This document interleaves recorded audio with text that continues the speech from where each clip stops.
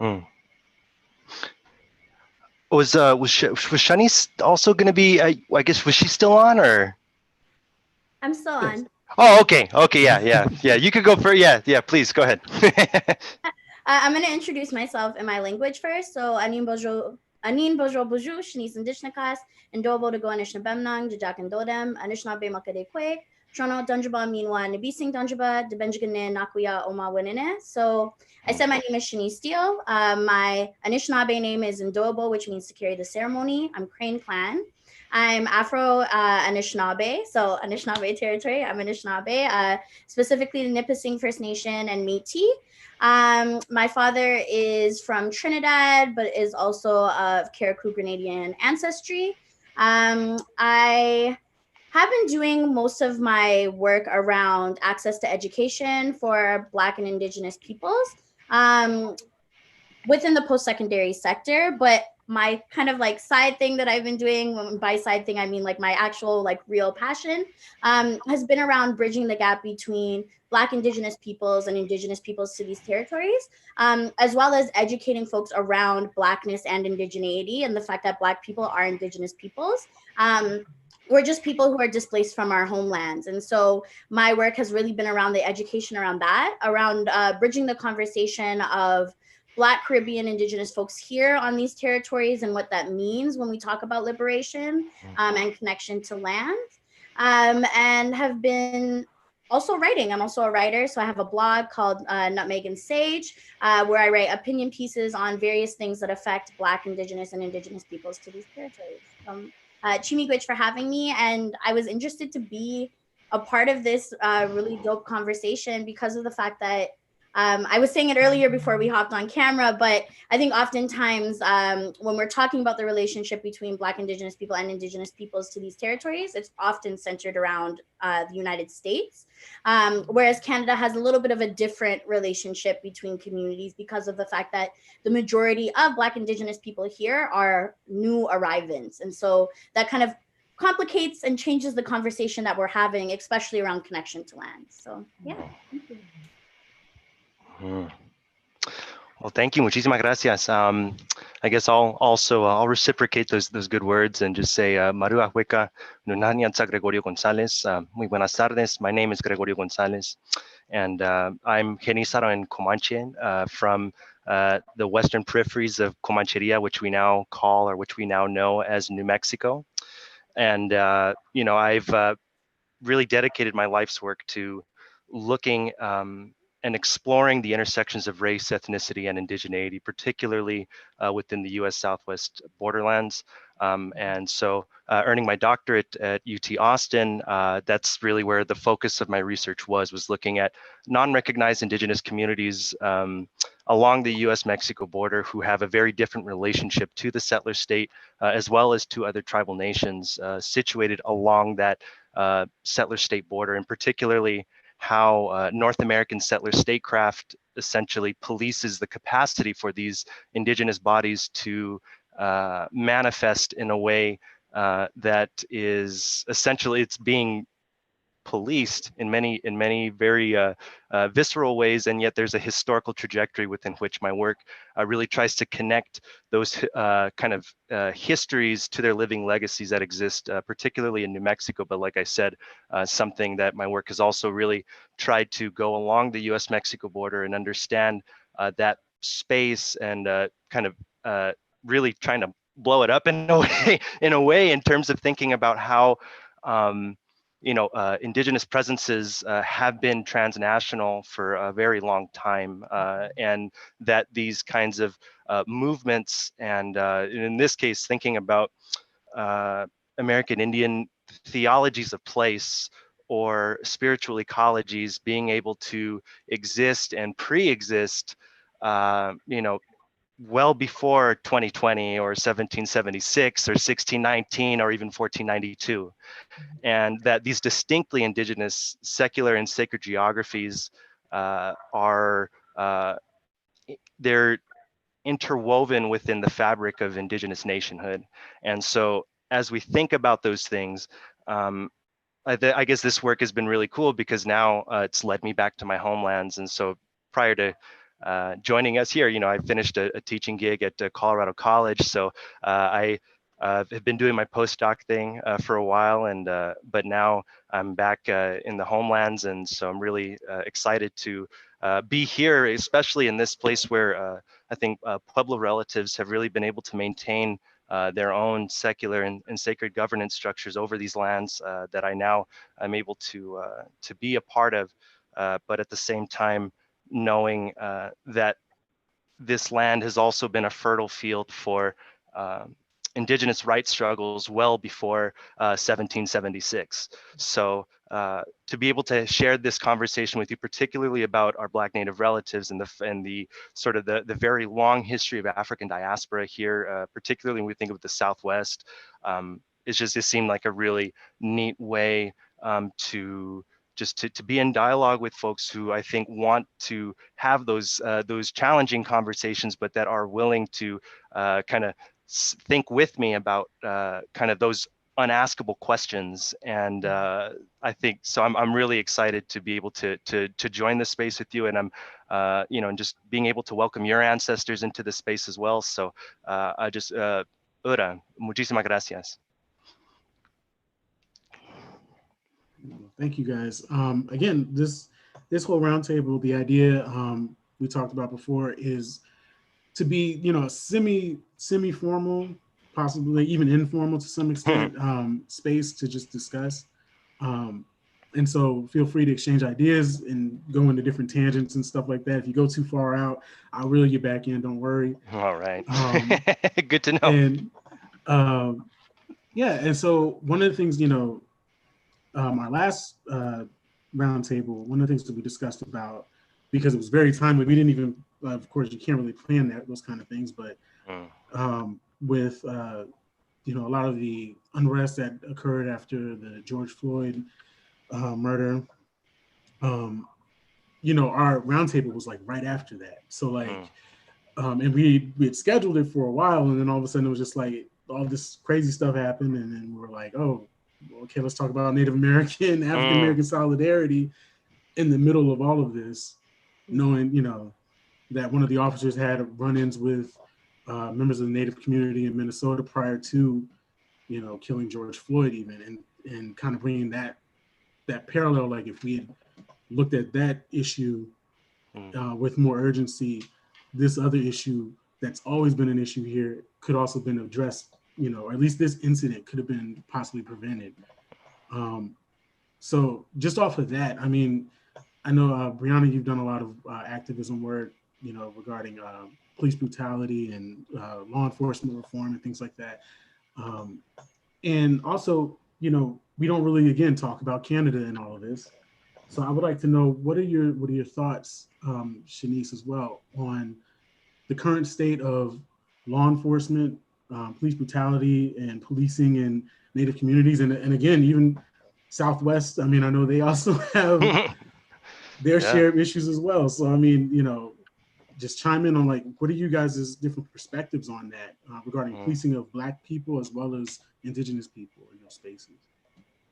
I mean, I think for me, I think of what Gregorio was saying about the policing of Indigenous peoples and on the border and those identities. For me, when I go into the work that I do with state violence, I try to cement the politics in that idea that there's this long history of kidnapped African peoples and Indigenous peoples of this land being constantly policed. So it goes back to us being colonized and kidnapped. So we're going to keep on seeing these things happen because our existence is in tension with these institutions. These institutions were always meant to police and displace and take our kids and enslave us. So I think that for me, it's really important when I'm talking to people that I'm like, this is some beef I've had for centuries. Like, this is a problem that's old, and it's connected to relatives and people who live on this land. And so I think for me, like, it's really important for me to come in with that politic of like, this is a colonial force that we're all dealing with, and that includes Black communities.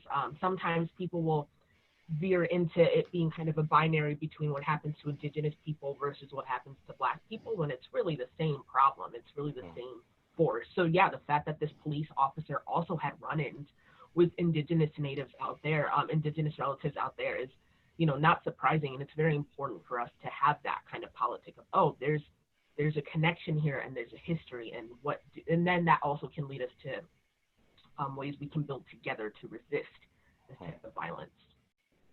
Yeah, I think when it comes to Canada, oftentimes we're like left out of the conversation around police brutality. And there's this like idea that we're like, kumbaya, rainbows up here, we're all holding hands, which is not the case. Since April, police have murdered 8 Indigenous peoples. Since January, 3 Black folks have been murdered at the hands of police. Just yesterday, a really unfortunate verdict came down over 2 police officers who beat a young Black man. Actually, at the time he was 16, beat him with a pipe to the point that he lost his eye. And one of them was acquitted. The other one only had an assault charge versus an aggravated assault charge. Mind you, these police officers were not on duty and were in a different jurisdiction when this happened. And so those are some of the things that we're dealing with in Canada. I think it also complicates things depending on where you live. So for instance, I live in the province of Ontario. You can have up to 3 different policing bodies policing you at a time. So we have your city police. So for instance, I'm going to use Thunder Bay because that's in the north. So Thunder Bay might have their Thunder Bay Police.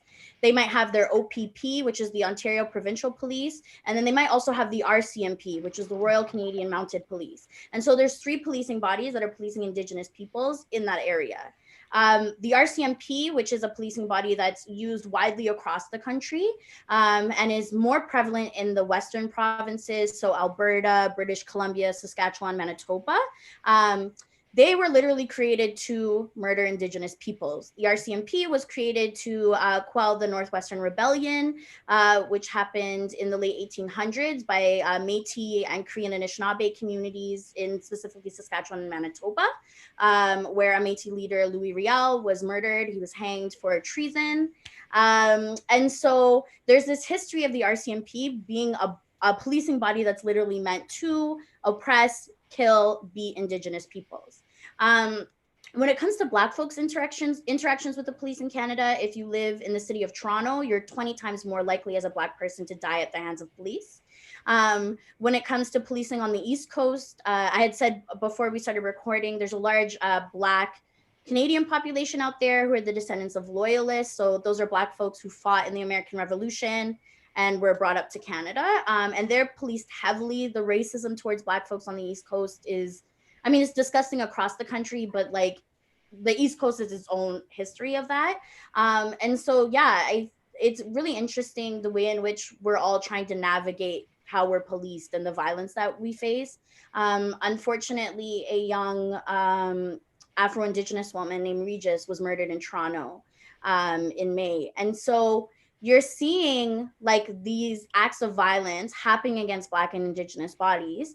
The unfortunate thing is that here in Canada, there's been this like idea that, well, we're not as bad as the States, right? Like we don't like to acknowledge that we have one of the oldest KKK chapters in London, Ontario. We don't like to acknowledge that Lethbridge, Alberta literally it's basically a sundown town for Indigenous people, but in Western Canada, right? We don't acknowledge the violence that's here. And so Canada, unlike the United States is great at denying, but Canada's done a great, amazing job at their propaganda of us being like the true North, strong and free. We are the place where slaves like came to be free. We don't talk about the fact that we had slavery, that our schools were segregated up until in Ontario, 1965. We don't talk about that when slavery ended, it just meant that you couldn't own slaves over the age of 25. And we don't talk about the fact that we had reverse underground railroads. We don't talk about the policies that were created to keep Black free folks from settling in Canada after the Civil War, right? We don't talk about this history of oppression. We don't talk about the fact that Montreal was burned down by a slave woman, right? So there's all of these things that we've done a really great job at hiding. So when we talk about police brutality, as of late, they've been parading all of these like cops on the news to say, well, it's not systemic here. We just have like a 1-2 bad apple. It's not systemic. And it's been unfortunate because some of the cops that have been brought on TV are also Black police officers. And we don't talk about the fact that in Caribbean countries, Black folks are very conservative, that our relationship with the police force, when we talk about police brutality, we don't talk about it in the same way in the Caribbean. I could go on the Trinidad Guardian newspaper and show you at least 10 cases of Black folks being murdered by police. And I can tell you that the majority of those murders would be, if not okay, but celebrated by community because they're seen as criminals. And so when you have Black folks, conservative Black folks from the Caribbean in positions of power here as police officers, as law enforcement in any capacity, that conservatism is coming with them. And so it's easy to parade Black Caribbean folks on the news to say, hey, look, we support this, we support policing, because it's something that's so systemic to oppression in the Caribbean. And so I think that's what really complicates the conversations that we try to have here in Canada, is because of that fact, is because we're dealing not only with like the, once again, very great propaganda that Canada has done, we're dealing with Caribbean folks being very thankful for being here, especially the older generation, and we're dealing with that conservatism that's been brought up. No, I feel like I'm learning so much, and you know, and especially in terms of the ways within which, especially lately, a lot of scholars have been trying to create this sort of racial hierarchy of indigeneity, and particularly utilizing Métis as sort of the foil to talk about the absence of indigeneity when it comes to Genízaro relatives here in New Mexico. So to see, obviously, it's not surprising, I guess, to hear that these sorts of things are so systemic and yet are quite purposefully silenced in many ways. And you know, it's so to kind of contextualize that within New Mexico and the Southwest. You know, race. I guess I have to preface this by saying that race does something very different here in terms of how the sort of facilitation of U.S. manifest destiny of Western expansion in many cases was facilitated and achieved by Black violence, and particularly so through the lens of the Buffalo Soldiers being specifically and purposely deployed to essentially dispossess Apaches and Comanche relatives of their secular and sacred homelands. And so so race like kind of does something incredibly curious here, because essentially, you know, ex-slaves who are getting recruited to join the 9th and 10th Cavalries, immediately their first assignment is to go to Texas, among other military posts, which still exist in this state as state museums. So when we think about policing, and sort of the legacies of what we now call Indian rolling, where essentially border towns, particularly it's more quite prevalent, and you hear a lot of these stories about it bordering the Navajo Nation because it's one of the most prominent tribal nations in the United States, whose sovereign borders also, you know, they go into New Mexico as well. But we often lose the context within which, like I said, how indigenous nationhood was specifically dismantled by settler statecraft through the context of Black valor and Black violence. So it's kind of it's a very peculiar situation to be in, because I think oftentimes when we look at indigenous spaces and we think about, we often don't think about it as space-time, and we often don't think about the extensions of within which time itself is embedded into the lands which have existed here, again, prior to what the United States even came into existence. So the fact that these indigenous relatives were forcibly removed, and that it was the United States military that purposed Black units to remove those indigenous peoples. Again, that's what we're seeing is what I think is a very specific logic of North American settler statecraft that is purposing Black bodies to, again, as almost antithetical to the ways within which indigenous nationhood and peoplehood were being fought so heavily against by the United States, as well as Mexico. Again, we have to acknowledge Mexico itself being a settler state as well. So so again, like that conversation about how policing impacts indigenous bodies, it does something very different here. And yet I think there are a lot of resonances, which I think Shanese really brought up quite well in terms of looking at how the racialization of bodies that are coming into these settler states are then purposed as a way to legitimize the sort of these continued, I guess what you could call it is just this continued way of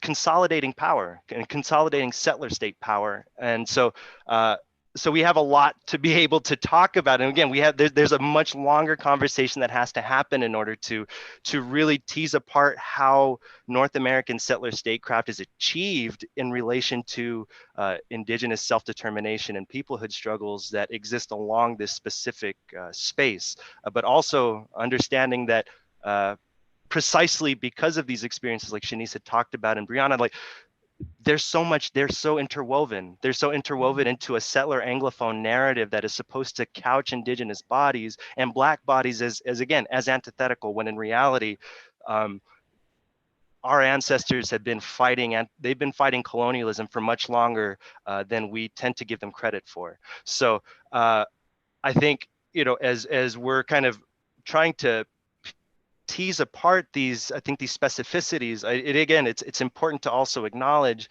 that these spaces are also being engaged by indigenous peoples as well. We have the United States Army Indian Scouts, so a whole unit that was specifically recruited in Indian country to fight other Indians. So again, I guess in a way we have to start thinking about, well, does that displacement of colonial violence is an eye for an eye, is that okay? Are we okay to let those relationships that our ancestors had to create, is that going to be the litmus test, or is that the endpoint within which we can relate to our relatives, both Black and indigenous? And I guess I have a specific, I would like to think that we can create those spaces together, and yet again we have a lot of stuff that we got to unpack together before we can get to that point. So policing in New Mexico, at least, brown bodies are seen as the antithesis of what New Mexico is seen as through its state mythology, and black bodies are seen as almost unthinkable within the state mythology. So, so once we start kind of, I think, figuring out why those logics exist, why are they being purposed in that way, I think we can start having much more fruitful dialogue and much more fruitful conversations about how we can see beyond the settler state, instead of it always being a notion of us having to confront with the ways within which we access settler state power. So again, that might be a different lens of thinking about policing, but I think there's a historical trajectory in New Mexico that shows a very different legacy of Black bodies being purposed into a space where, again, Black violence is being used as the antithesis of indigenous nationhood. And that's a history that, again, has to be acknowledged if we're wanting to sort of see beyond that as a filter in a way. So, anyways, I'll let it go from there. But I kind of want to go off what you said. I think you brought up so many great points, and I think specifically when you're talking about the ways in which Black bodies have been used, it makes me think about the way they've been used here in a Canadian context. And so Canada was doing this thing where they were taking Black folks and creating Black settlements and putting them in the middle of nowhere to claim land. And this was really done during the War of 1812 with the United States, and trying to be well, we have people here, so this is our land. But in doing that, they also displaced a lot of Indigenous communities. And I think of that in particular, right now I'm in Barrie, Ontario, where my mom lives. Just outside of here, there's a community called Oro-Medonte, and it was historically a Black settlement. Oh, now wow. It's completely white now. You won't find a Black person there. I'm not going to lie. But that area is Anishinaabe territory, and specifically Ojibwe territory. So Rama First Nation is an Anishinaabe community. And so, in Canada, we say First Nations instead of American Indian or Native American. And so they're a First Nation community that would have been displaced in order to create this Black settlement. And you were seeing that a lot also on the West Coast, of like these Black settlements just popping up out of nowhere. And it was a way for Canada to claim land. And so oftentimes Black bodies were used to displace people in order to like claim the territory. For me, that's wild, because you could have just left the indigenous people there, but hey, I don't know. Wish someone would have thought of that. But another way in which it's done here in Canada is during the 70s, 60s, and 70s, Pierre Elliott Trudeau, so Justin Trudeau's father, was prime minister at the time, and had done this campaign of like allowing an influx of Caribbean folks to migrate here to Canada. So you were also seeing this in the UK at the time, with like the Windrush boat that had gone to the United Kingdom. So you were seeing this influx of Caribbean migration. This was done for cheap labor. So either it was nannies for rich white families, or farming. So migrant farmers in Canada, I feel like in the United States, you're seeing that a lot more with like Latinx communities, whereas in Canada, it's Caribbean folks that are being essentially shipped up here to farm. There's actually one just outside of Barrie where my mom lives.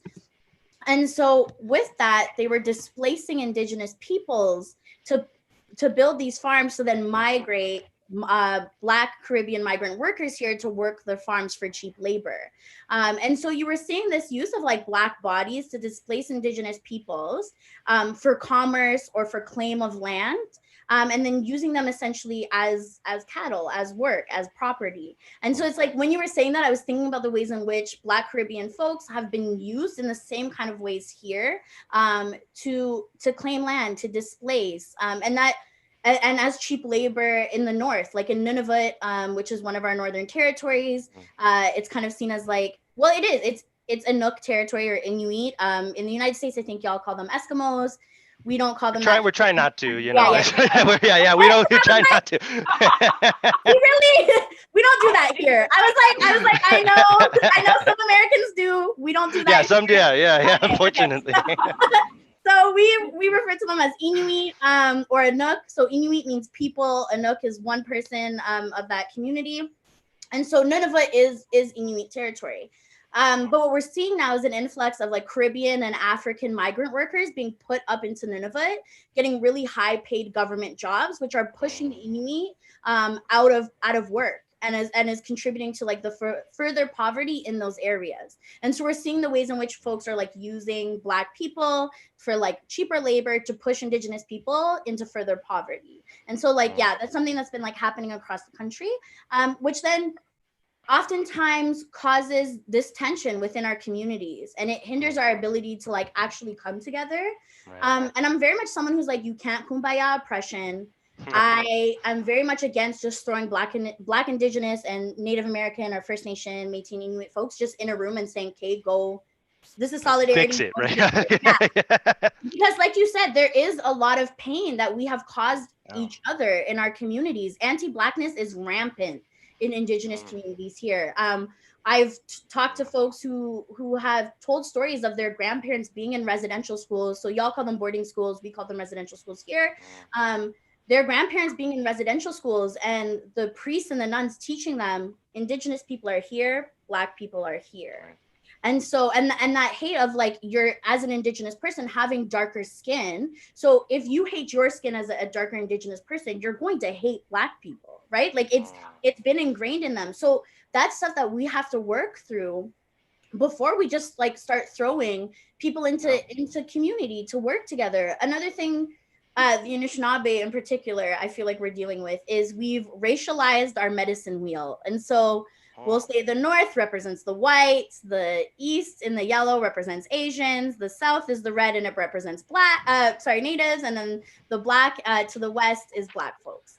And so that as a way to explain our relationship to each other has actually perpetuated a lot of racism and stereotypes. And it was initially something that was started in the prison system, right? So it was a way to explain to Indigenous people how to be in relation with other folks in the prison system. And that's where that like race-based teaching behind the medicine wheel has come.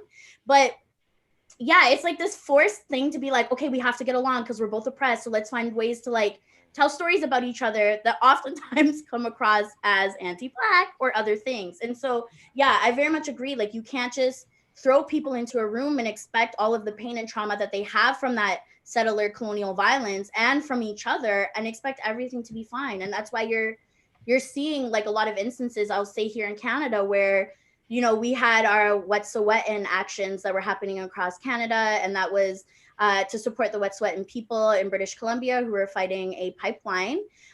There were some actions that were done in Victoria, British Columbia, and there was some anti-blackness that was perpetuated by Indigenous folks organizing that space.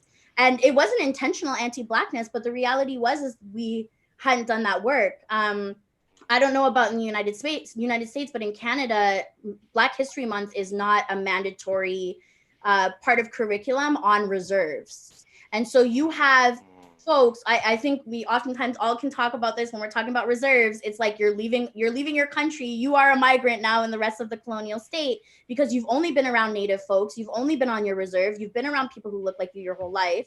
If Black History Month and things around Black people is not taught to you, you're not having conversations around it, you're going to perpetuate anti-Blackness. And so that's another way that like settler colonialism has come in and further created that gap between Black Indigenous people and Indigenous people to these territories by like not having the education around each other be something that's mandatory. Yeah. And, you know, one of the things that like when we're talking about the use of Black bodies to kind of acquire space and, you know, remove people and kill people and all these different things. This whole concept seems to be so full of like self-contradiction and intercommunal contradiction. And it's like, I couldn't help but think, you know, my grandfather's uncle was he was considered like, you know, a hero in our family, you know, and on that side of the family. And he spent like 30 years of his life in the US military. You know, he was a Buffalo soldier. You know, he was in the 9th, I think he kind of bounced around, as a matter of fact. He was in the 9th Cavalry, I know, and then the 25th Infantry. Yeah. And, you know, he was all over. He was in the Southwest. He was in the Philippines. And, you know, it's one of those things where you don't think about, you know, when you're growing up and you're hearing about, oh, yeah, you know, we called him Sarge because he was a Black master sergeant. And that wasn't like a small thing for a Black man, you know, and people, you know, perceive that to be a very esteemed position in our community, you know, and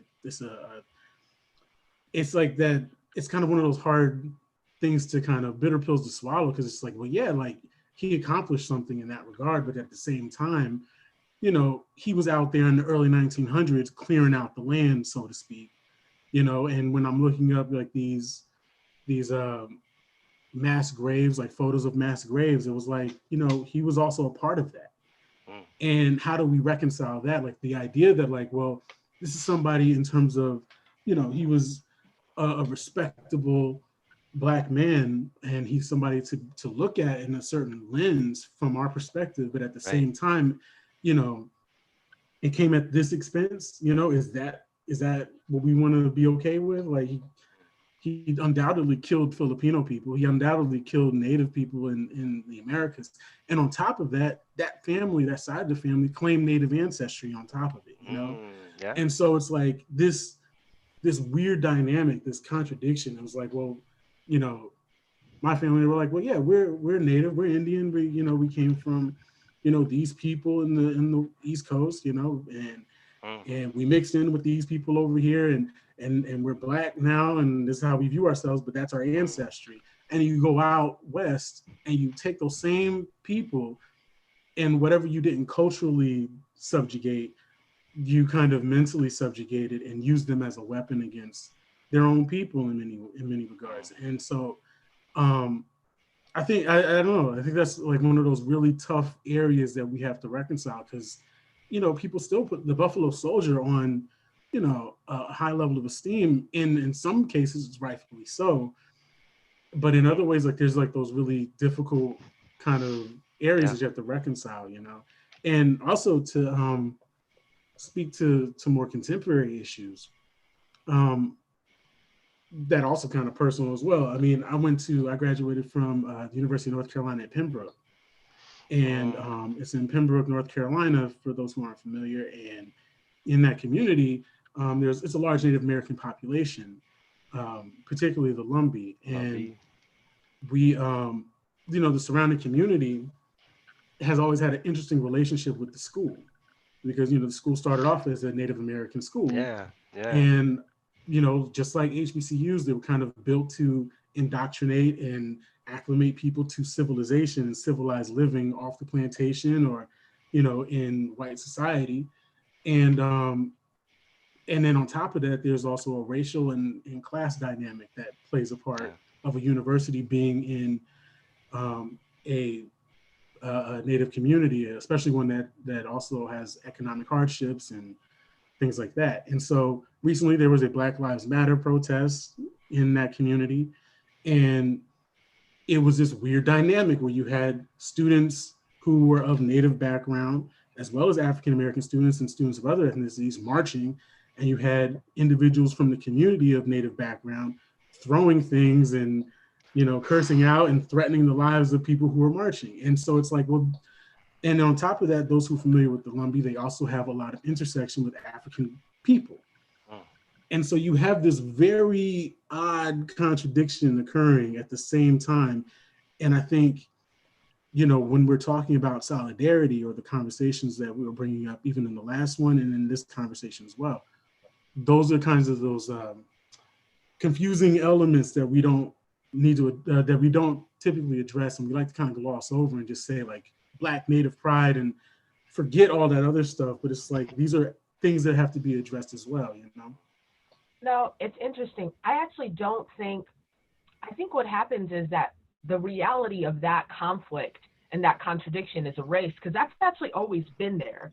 So I'll be brief, but where I come from in my context in the Caribbean, mixed race and free Black people would advocate against the abolition of slavery. Like the class that I'm from technically is the mixed race class that often we're against Black people uprising and we're against Black people, even as, it would be my family. So I don't think that history is actually rare at all. I think that's actually something that's happened over centuries. And that's a tactic. That's a tactic that we should recognize. And that's not to say we should recognize it and then not talk about it, but we should recognize it and not let it obscure what the dynamics actually are. With my politic and in the way I understand the world and the way that I've walked, because I'm taught to identify as vaguely Taino, even though we have no formal ties as opposed to Black, there's an understanding that Blackness and anti-Blackness is what rules the world. That is the underbelly of everything. So even as you saw Black people being used by the state to colonize people, or there's all these instances where Black people have been used, that doesn't mean that we should forget the order of the world. And that doesn't mean that we should forget that, Black people were seen as non-human chattel. They were given a few little things, but like as Shanese pointed out, okay, there was this Black settlement, it's white now. Right. Black people were not given access and they haven't been given power, even as they have been used as tools, even as there's pain and hurt there. I don't want to put that down, but I think that there's just been too many times where that has been used against Black people. Right. Like, oh, well, you were used by the state for this and that. True. Didn't get any benefits from it. Right. And that doesn't mean that then we should forget, okay, it means that there's going to be things we need to talk about and discuss with how the state, and then on the other side, there's been indigenous nations that have owned Black people, or, and not Latinx people, not all Latinx people are indigenous, of course, but when you think about borders and policing, there's a lot of mestizo people who will border police indigenous and Black people. So I think there's a lot about this that we have to talk and suss out, because there's a flattening that happens. But I hope, and I would not want that to happen in a way that forgets that anti-Blackness is a structure of the world, and forgets that anti-Blackness is a structure of colonialism, and is a structure of how we are taught.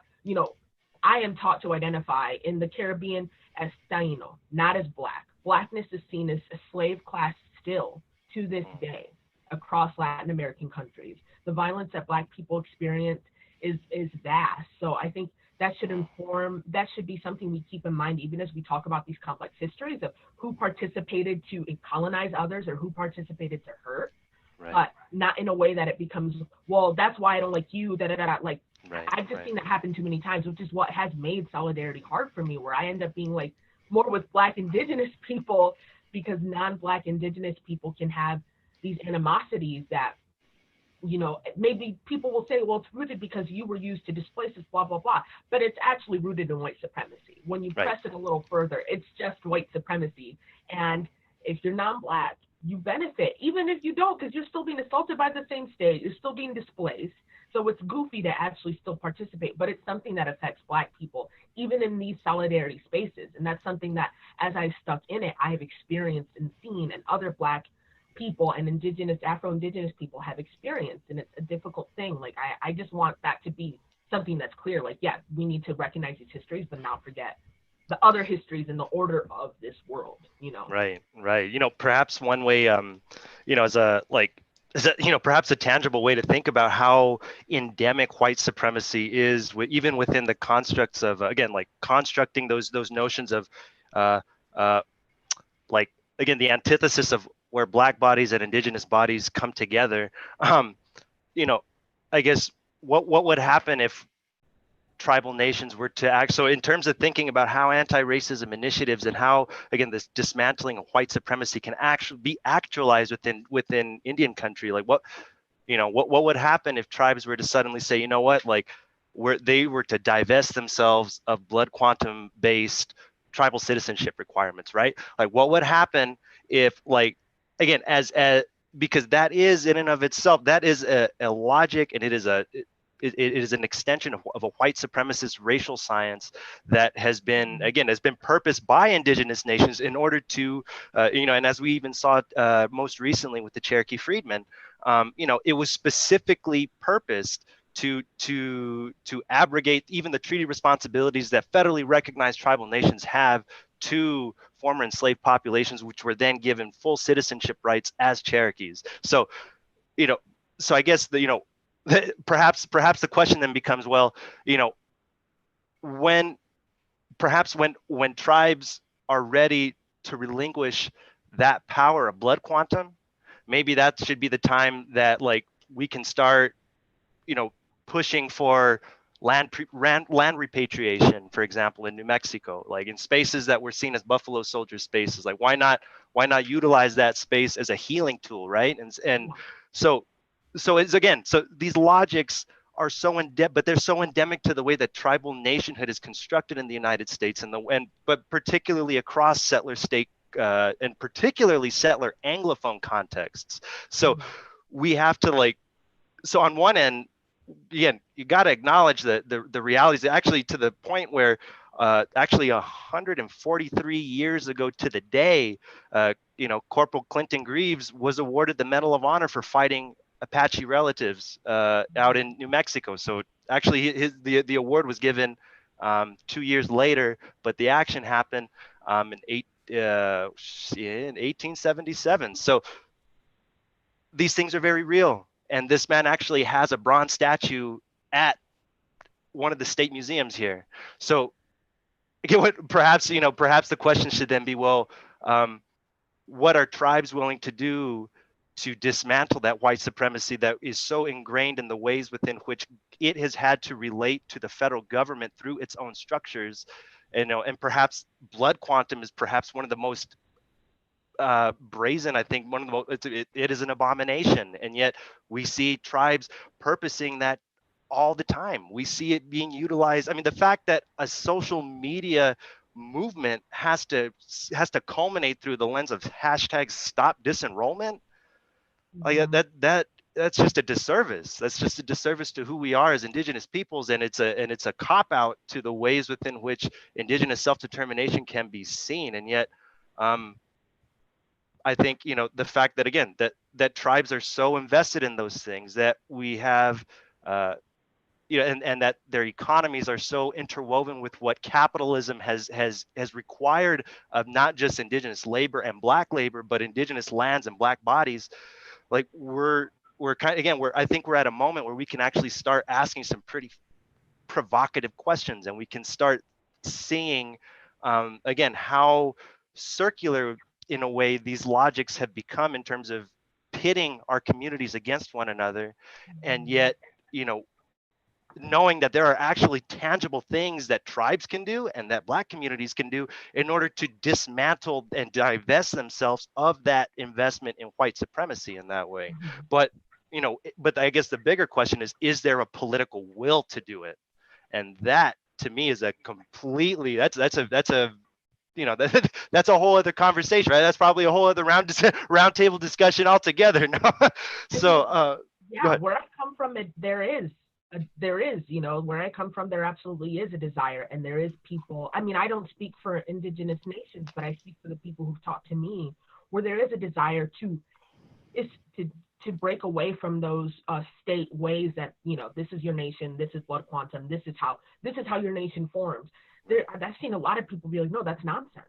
And that's such a harmful way for us to be in relationship with each other and with our Black relatives. I've seen a lot of people actually push because they see the onus to be to integrate and to accept and to fight alongside Black peoples who are displaced people and whose land back at home, even if we've been displaced for centuries, is also still exploited, right? Like there's no way that they could have built up this land without also exploiting the land over there too. Right. So I think there is a political will. It's just a matter of like how rampant is colonialism and anti-Blackness in the communities, even as there's pockets of us and contingents of us and people within nations, indigenous nations and Afro-Indigenous people who want this world where it's like, okay, if we disavow from all of this, we'll be good. But there's so many mentalities and stuff to fight. And then the structure, like once the federal government, it gives you A, B, and C, even if it's not much, you kind of don't want to let it go. And that's for all communities, it causes a lot of violence. But we see the benefits, and we're like, why would I surrender that? It's like, why would you keep it? That's where I am at, but I've been there for a while. So I guess I'm biased because a lot of my circles are more abolitionist, decolonial, and radical anyways, where they want this world and they see the potential for it, and they know our histories of joining together, and they know the histories of Afro-Indigenous and Black Indigenous communities, especially across Latin America. There's a lot of autonomous communities across Latin America where they've been doing the thing, and there's a tension with the state, but they are autonomous people who are trying to resist that assimilation. So I think there's models for it. I think there's a desire for it. It's just whether or not, I think for me, it's like I try to center my conversation then around that resistance, because people be like, is it possible? Where is it? I'm like, well, it's here. It might be small to you or it might be small, but it's not. There's a lot of us. We just got to be where that work is at and continue on with that work. And yeah, I've been blessed with a lot of really great Indigenous and Afro-Indigenous friends and Black friends who are there and who are doing that work. So I kind of want to touch on like a couple of things both of you had said, because it's just like making me think about things like both here in Canada and like in the Caribbean, like specifically Anglo-speaking Caribbean countries. So in Canada, we don't necessarily have blood quantum. Like some nations use it, but it's not really a big thing. So here we actually have what's called status. And so you're either a 6'1" Indian or a 6'2" Indian. 6'1" Indians are folks seen as full status. 6'2" are for folks who are half. So if you're a 6'2" and you marry another 6'2", then your child's a 6'2". If you're a 6'2" and you marry a non-Indigenous person, then your child doesn't have status. If you're a 6'1" and you marry a non-Indigenous person, then your child becomes a 6'2". Métis and Métis registry is a little different. You have to prove that you're within 7 generations that your ancestor was registered as a half-breed, as Métis, was there at the signing of a treaty, or was a part of a historical Métis community, or was a part of the road allowance. So when the Red River settlement in Manitoba was burned down, Métis folks were given a road allowance, which means they were allowed to essentially put up tents on the side of the road. And so that's how ancestry works here. And so just something that also complicates it is just because you have status does not necessarily mean that you can vote in your band election. So we have band elections here in Canada. So for instance, in Ganawage, which is a Mohawk reserve in Quebec, you have to show that you have 4 Mohawk grandparents on at least one side of your family in order to be a voting member in your community. And so this is where it complicates folks' access to things. So you might have status, but you might not be able to vote in your community. And that's not necessarily based on blood quantum. It also gets complicated because up until the 80s, if you were an Indigenous man and you married a non-Indigenous woman, she got status. If you were an Indigenous woman and you married a non-Indigenous man, you lost your status. There's also the way in which status works if you're an adopted child. So you may become a 6'2", but you don't necessarily have access to all of the rights. Actually, recently on the West Coast, there was a young black boy who was adopted by a Native family out there, and he was given 6'2" status. And so status is a little different here in Canada than the way in which blood quantum and tribal registry works in the United States. We also have the Indian Act in Canada, which is something that I think what you were saying, Briana, about like having this like system that we don't want to lose because it gives us rights. Like our treaties and our Indian Act is something that gives us perceived rights. And as Indigenous people, when we talk about sovereignty here in Canada, we talk all of the time about, well, we need to get rid of the Indian Act. But there's this very real fear of what happens after. And the Canadian government has tried to get rid of the Indian Act. There was the white paper in 1960 something. It was when Pierre Elliott Trudeau was prime minister. And then the Indian Brotherhood, which is like our aim here in Canada, had done the red paper as a kind of like a response to the white paper. But there has been attempts to get rid of the Indian Act by the government, not by us. And so that's been that complicated thing. The government says, well, we're trying to make sure everyone's on the same level. The Indian Act is racist. We're like, yes, it's racist, but what's going to happen when it's gone? Because this gives us our rights to education. There's also complications in our treaties, right? And so we have treaty days here in Canada, depending on which treaty you're a part of. You might go and get $5 a year. It should be a lot more based off of, influx over the years. Some communities get cheese and bread on their treaty day. And so there's all of these really complicated things where it's like, yeah, we want to get rid of treaties, even band councils. When we talk about our chiefs, hereditary chiefs or traditional chiefs versus band chiefs, there's huge controversy in communities around whether or not we keep our band chiefs or we remove them. There's the Assembly of First Nations, which is what the Indian Brotherhood had turned into. It's kind of seen as the governing body of First Nations across Canada. But not everyone agrees with that. And so that, like, as Indigenous peoples here, that complicates our relationship with all of these policies and treaties that are in place that are here to protect us or are super racist, and us not really knowing how to move past that in a way to have sovereignty, in a way to have truer relationships, not only to ourselves and our land, but to other people who are here. And so that really like complicates that relationship. I think when we're talking about Black Indigenous folks and Indigenous folks to the Caribbean, this is where it gets really complex. Because obviously Indigenous folks in the Caribbean faced genocide, right? The Arab, the Taino, the Carib. Black slaves were brought over and forced to work on these lands. And then you see, right, slavery ends. There's like this time of like, yes, we also had Jim Crow and segregation in the Caribbean. We just don't call it that, right? It was experienced a little different. But then you see in the 50s and 60s, this like really big movement of Black liberation in the Caribbean, of independence from the United Kingdom, right? In Anglo-speaking countries. And so in these conversations of Black liberation, Indigenous Caribbean folks are kind of just left over here. And there's only about 1 or 2 countries that really included Indigenous voices in this liberation from the United Kingdom. Dominica's a great example of that. They weren't allowed to sign their independence until one of the Carib chiefs or Arawak chiefs also signed on to it. But you don't really see that in the rest of the other countries. My family's from Grenada, as well as Trinidad, but Grenada's huge on their relationship to Africa. It is something they're so proud of. It's in every song, it's in everything that we do. Carriacou, the island that I'm from, my family's from, is the traditional word for that island in the Carib language. But if I were to ask folks back home, okay, let's talk about Carib and Arawak people, they wouldn't know how to have that conversation. And it's because of the way in which indigeneity is talked about in the Caribbean. In Trinidad, there's a place called Arima. Arima is named after one of the last Arawak chiefs in Trinidad, High Arima. And Sangre Grande, which is named after the massacre of Indigenous peoples in that area of Trinidad, right? We don't talk about the history of that. We don't talk about the history of oppression of Indigenous folks in the Caribbean. And then we see Black folks getting liberation. I mean, we're still like Commonwealth countries. I don't really know if we have our freedom. That's a whole other thing if we ever want to talk about Caribbean. But what we're seeing is this lack of conversation around Indigenous sovereignty during this time.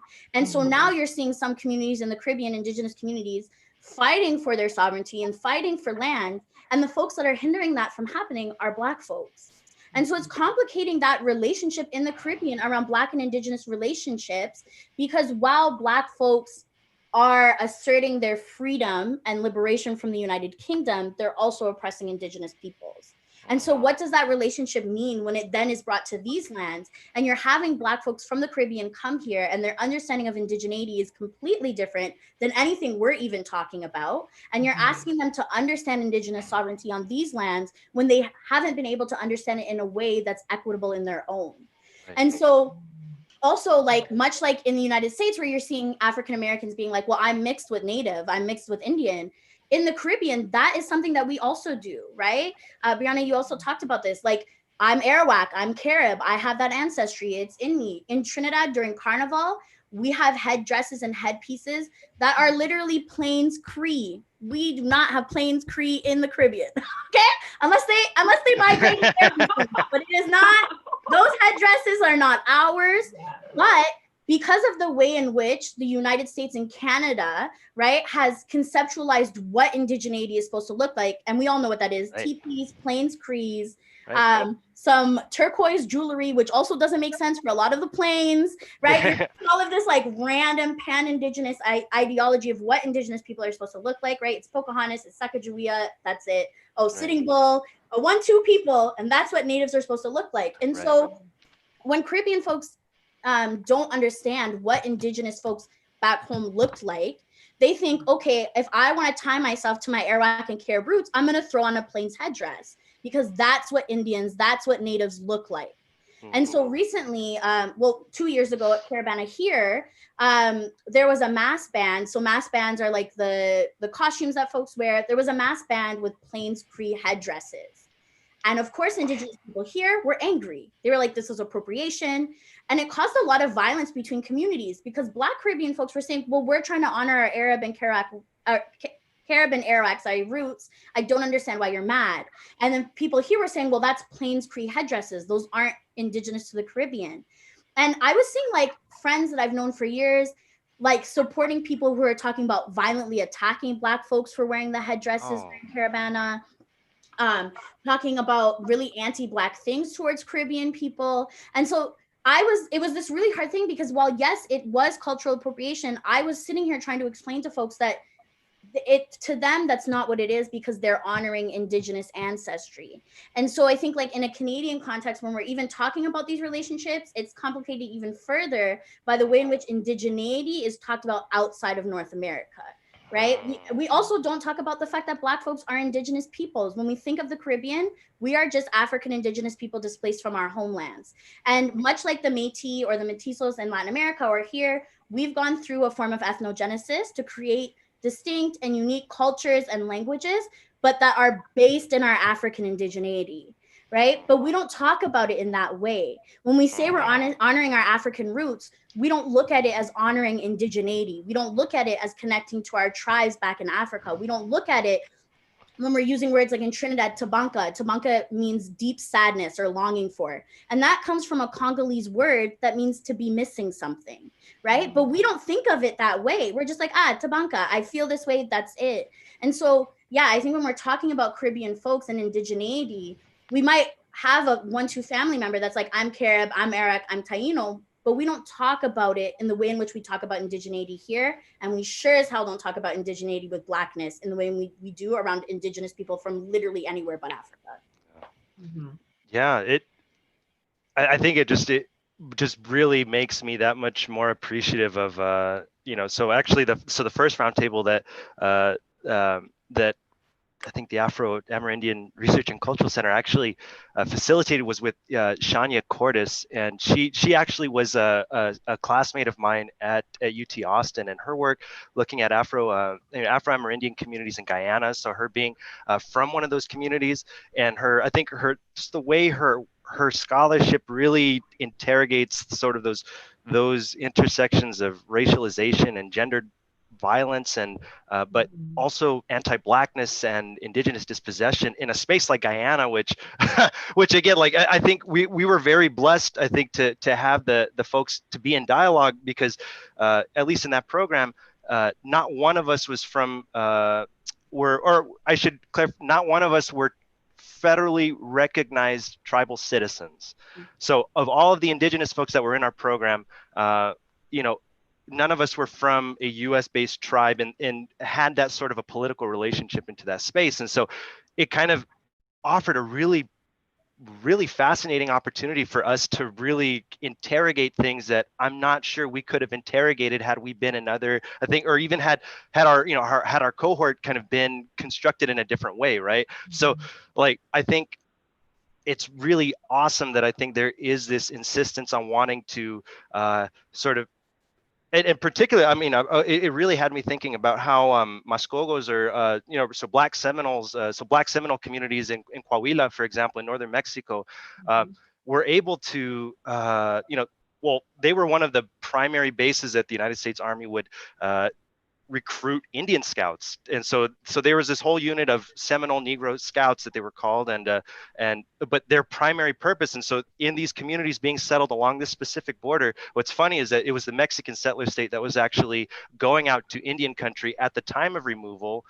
So Andrew Jackson's removal policy in the 1830s, and it's Mexican diplomats actually going out to Indian country, or Indian territory in this case, and finding these, you know, these immigrant tribes that were being forcibly removed from their homelands in the South and being moved into Oklahoma, and essentially the Mexican government saying, hey, like, we'll do you a solid, like, you come over here and like you've settled like this. So it's essentially to create buffer zones between well, in this case, to buffer zones between Comanches in particular, and so it's kind of funny because in a way, like, I mean, one could argue that these communities would not exist in that space if it were not for Comanches. But you know, that's a different narrative altogether. You know, but again, but what's really fascinating with the Mascogo case is how, in spite of those kinds of histories of again, where Mexican Kickapoos, Black Seminoles, Quapaws,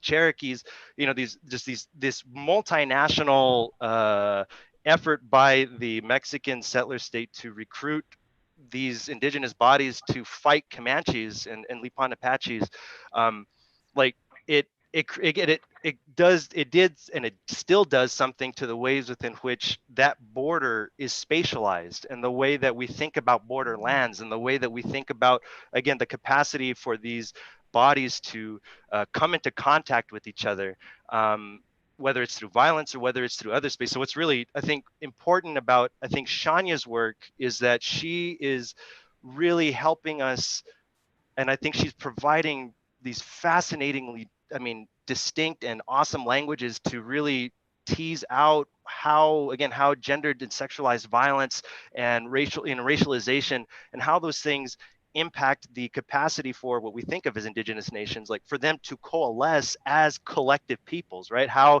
the policing of sexual practices and gender forms, like these things are, you know, and how in many ways they are themselves reflections of an investment in heteropatriarchy. So we're kind of like, we're having to grapple with this notion of how the coalescence of Black community, and in New Mexico's, I mean, it has its own case, because in Pueblo relatives here, you know, they're very upfront when they say, yeah, like actually the first white man that our Pueblo ancestors saw was actually a Black man. And it was, so already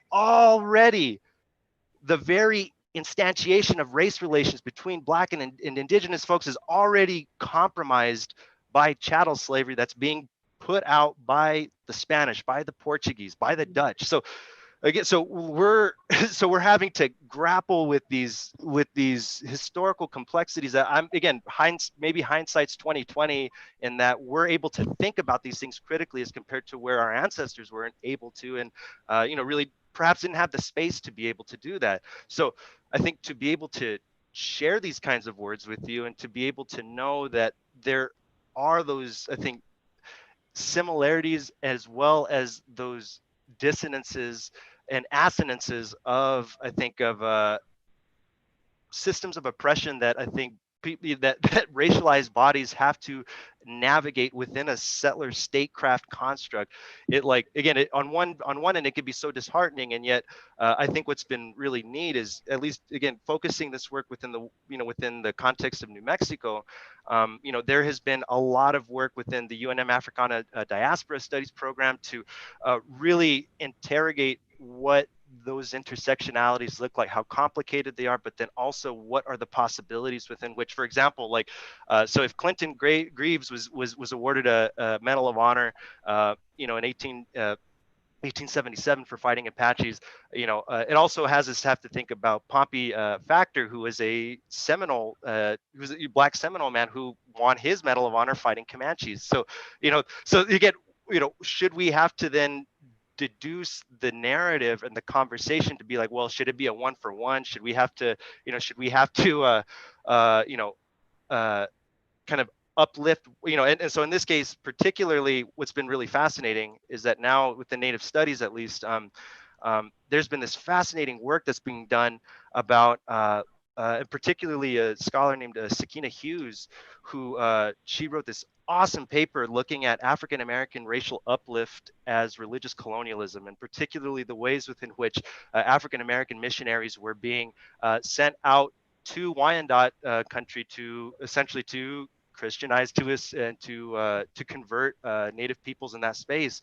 And so she does this really interesting conversation between W.B. Du Bois and racial uplift ideology, and the ways within which religious colonialism, and particularly the impact of Judeo-Christian colonialism in Indian country in this case. So it kind of has me thinking, well, if we're willing to, and in this case, she did a fantastic job of really, talking about the complexities within which Black missionaries, as well as Black folks being adopted by indigenous peoples, and how those intermediaries had to negotiate those distinct racial dynamics. But also, it just kind of had me, again, another way perhaps to think about the tangibility of dismantling white supremacy would be like, well, what would happen if, like, the Reverend Al Sharpton and the Reverend Jesse Jackson were to, join indigenous relatives in calling for the dismantling of the doctrine of discovery, right? Like, what would happen if we were to able to connect those, that, again, the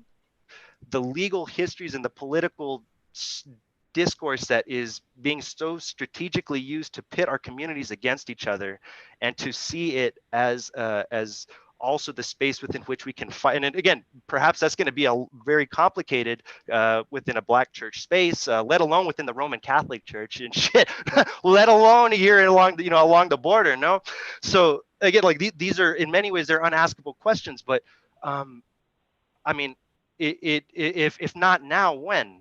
If we can't start thinking about the systematic ways within which the doctrine of discovery has been utilized to dispossess indigenous lands and peoples and labor, and it itself coming from papal bulls from the 15th century, again, this is a historical trajectory that now our journeys find ourselves in, and to be able to ask those kinds of questions seems like we have I don't know. I feel like there's a really unique opportunity to think about these things differently as compared to the way that we've been taught to think about them. And so I don't know. I feel like that if those ideas are too if they're too transgressive, if they're too challenging to the ways within which we see community being created within Black communities, as compared to thinking about, for example, indigenous theologies of space or spiritual ecologies, or the fact that these homelands are themselves, they're imbued with power that precedes the settler state by millennia at the very least. Perhaps that those kinds of conversations can lead to more productive ways to dismantle that in a way that is forefronting our relationality to one another, as compared to forefronting how the state sees it. So that's why I bring up Shania, because she said something in that talk that was really fascinating. She said, like, we need to be able to see beyond the state. we need to not look to the state to be able to solve this problem. And again, this is going to be fucking hard because we're going to have to talk about some shit, and we're going to have to cry together. We're going to have to feel together in this way. And yet to be able to do that with you all, I feel very blessed. So I really want to appreciate, I appreciate you all for sharing this space with me, really. Thank you. And one of the things, you know, I think we all kind of have to do when researching this stuff is like, you know, undo a lot of the foundation for our understanding in the first place. And I think that's one of the hard parts. It's like, you know, how do you undo the way you've always known things to be? Right. And like look at a map from a different perspective, you know, take out the borders and then, you know, don't even recognize the purpose of a border, you know, and just and view the world from that perspective, view the people from that perspective. I think that's one of those difficult tasks that I think we all have to kind of explore. And if we don't, then we're just always subject to those who do.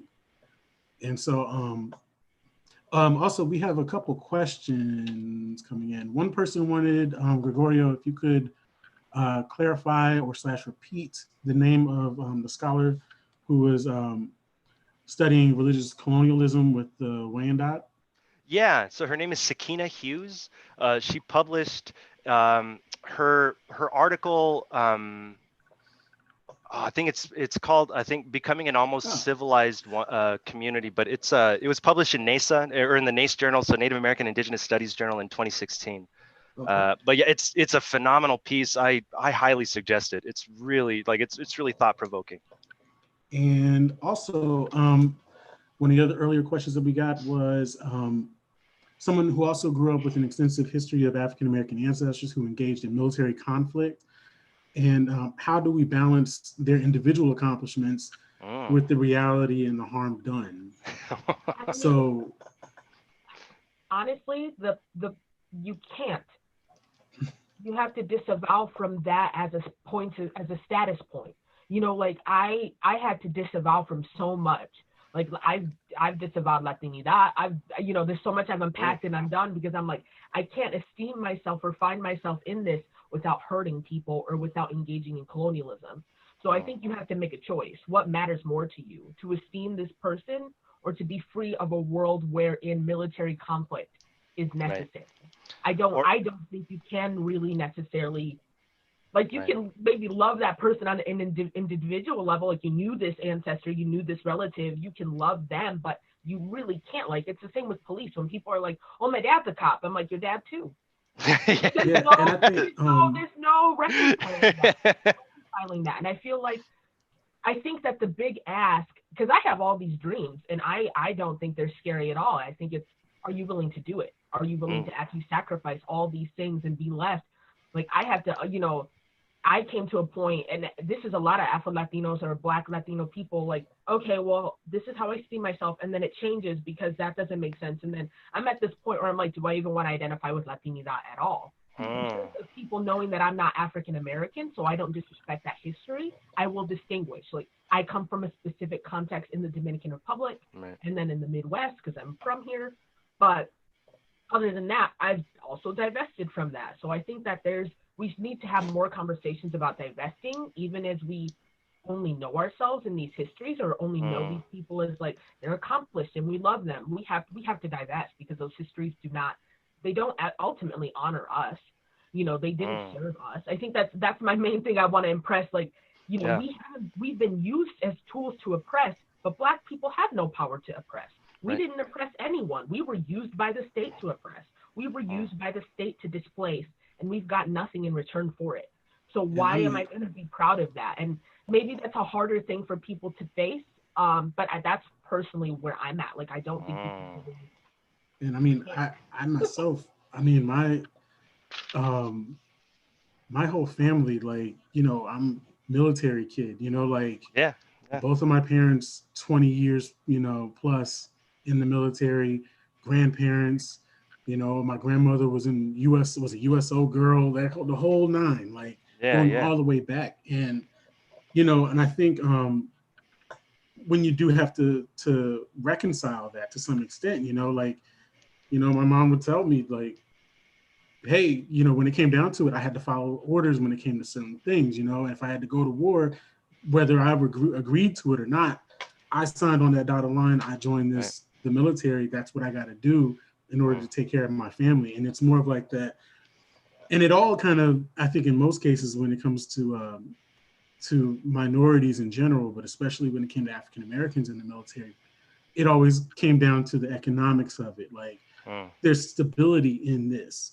There isn't stability living in Philly or wherever else like this. Like, yeah, we talk about the like school to prison pipeline, but we don't talk about the school to military pipeline. Exactly. We don't talk about how like the military is going into poor Black and indigenous communities. Like when we're talking about like them coming into reserves, like the RCMP once again was created to kill us, but they show up at powwows with their stands to like literally at a place where we are doing ceremony, they are showing up to recruit. And so like, but we don't talk about how they're taking poor Black and indigenous kids and putting them in the military to go die in wars that have nothing to do with us, and for lands that don't love us, don't honor us, and don't respect us. And like at the same time though, like, I mean, again, just from my perspective, you know, with that, there's also the other end of it, you know, like one of my ancestors won the Medal of Honor for fighting in the Civil War. Like he was literally fighting for the freedom of all of us and fighting it with that consideration, you know. And then, you know, like my family also was a part of humanitarian, you know, initiatives, like helping domestically people who were affected by natural disasters and saving lives of people, you know. And so it's like, I mean, like, you know, I definitely agree with the idea of like, well, yeah, like, you know, they were also going out and killing people in some regards, depending on who you're talking to and, you know, what era you're talking about. And then there was also this other end of it. And it's just like, you have to figure out what's, and the way I kind of reconcile is like, well, you have to take the good with the bad in that regard. You have to kind of look at both of those ends and not necessarily put people on false pedestals, but also look at what they did, understand the reasoning behind why they chose the decisions that they made and learn from it. I mean, you don't necessarily have to exalt it or, you know, or repeat it. You know, go ahead. Because I feel in all these instances, it's an attempt to be legible to the state, something that Black people have still not achieved. And I think that's what I would tell people. Like, I can honor the heart of wanting to be acknowledged and seen, because when you've been chattel and you've been not allowed to vote, and you've just most of our existence in across settler colonies, even as we understand the differences in position, because I'm a mixed race woman, but across settler colonies, we have not been granted. We're at the lowest rung. Like Gregorio, when you said earlier, like maybe our ancestors wouldn't know how to navigate this. I'm like, my ancestors made casta. Like they knew the order from the beginning. Right. So I think I would say I recognize the desire to be seen and to be acknowledged as a person, but then I would press people again to say, did it work? Right. Yeah. I mean, you know. No. So so in terms of thinking about New Mexico, so for example, like in New Mexico, indigenous enslavement existed in this state. So with Native peoples being passed down as property within Hispano households until the early 1900s. And so when the Emancipation Proclamation was enacted, again, U.S. settler statecraft specifically pitted indigenous enslavement practices and policies in contradistinction to the racialization of Black bodies. So that system of oppression then manifests in a way where we even see now, like for example, like going back to the Buffalo Soldier units, and I'm not trying to pick on the Buffalo Soldiers but I think they provide a very fascinating lens for us to think about this, because if you even look at their coat of arms, the ninth Cavalry, for example, has a Plains Indian headdress and 2 tomahawks on it, and then the Special Forces, you know, their branch of service was like those pins were specific. They were arrows that were specifically created for a United States Army Indian Scout unit. So we see the representation of indigenous annihilation being worn, and now being, in this case, one could argue not glorified, but I think being respected in a way where again, it creates a respectability politics that has me kind of curious as to, well, what would happen if, like, how would the Black community respond if, the National Museum of the American Indian were to hold an exhibit that was to, for example, like, to detail the war honors that were earned by Plains Indian soldiers against Black Buffalo soldiers. Like, again, should we even have to go down that route of having to go again, that oppression Olympics? And I don't think we have to, but at the same time, how land repatriation and I think that construct of, and myself, being a military brat myself, to understand the military in that way is, and then to ask these kinds of questions is really difficult, because again, I know I've benefited from that structure in many ways, but yet it just, I think it has me thinking about what are the representational practices that are happening every day that, so for example, like when I saw, I think as the Black Lives Matter, I mean, these incredible protests are going on, and there were these images of the Compton Cowboys. I don't know if you saw I mean, they were awesome images, young Black people just strutting their shit and just doing their thing. And I mean, it was incredible. And then, and then I was like, well, shit, like, the fact that, Black cowboys, like they made up a really big part of the ways within which, again, land was settled, and the way that these cattling industries that come into Texas and New Mexico. And so there's this huge interweaving of capital, where in New Mexico's case, where we are more willing to have a monument that celebrates Spanish priests who didn't do shit as when wanting to navigate New Mexico, as compared to wanting to acknowledge the fact that it was a Black slave named Estebanico, who was, again, that first person who was actually he was the person on the ground negotiating those relationships between Spanish colonial power and, in this case, Pueblo nations in New Mexico. So I think we're kind of, again, they're hard things to have to ask our relatives to be critical about, and yet I think there are pathways forward that, I mean, the casta system continues to exist in New Mexico, and yet I think, hopefully the sort of the removal of Don Juan de Oñate and Don Diego de Vargas, Kit Carson, but so these very visceral images of U.S. settler statecraft and the invasion of New Mexico from 1846, these things they work very purposefully in terms of pitting our peoples and our relatives against each other. And so, but yet we see organizations that are created to celebrate, and I think in many ways to sort of authenticate Black political subjectivities within the U.S. settler state, that they have a very different resonance in certain indigenous spaces. So I'm not sure if that there's a quick, easy, answer to all of that, but I think there are ways that we can reframe this conversation where we're not instantaneously, and we're not having to kind of authenticate that juxtaposition of Black political subjectivity, Black liberation, and indigenous self-determination as things that are antithetical to each other. But we have all of these. The question of, it seems like it's very much a question of essentials, of like existential kind of condition, and how do you respond to colonialism? Like, these things are imposed, how do you deal with it? And it's complex, and everybody's not going to make the best decision for all people. Right. You're going to see a splintering. You're going to see the collectivism, and you're also going to see the individualism, and then when the system itself emphasizes the individual, then, I mean, what do you do?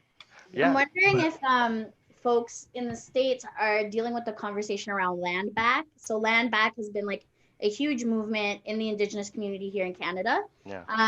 And it's been such an interesting thing because when we talk about land back, we pretend like we don't mean from everybody. Yeah. And like folks are like, land back from the whites. And I'm like, okay, where are we gonna go? Like, where are the Black folks going, right? Yeah. It's been this weird thing. And folks will be like, no, we don't mean Black people. We just mean white settlers. And I'm like, okay, cool. But then what's your plan for the Black people? Like, you're Right. saying land back, but what does that mean for Black folks on these lands? And it's been like such a hard thing. And I think I've had some complications with the land back movement because I feel like Indigenous people have been forced to talk about land in a way of ownership that isn't actually inherently a part of our languages and a part of our like worldview. And so we're saying land back, like we want our land back, but the land isn't ours. We don't own it. And so it's really positioned Indigenous people to talk about our relationship in a land that's inherently against what our cultural views of land is.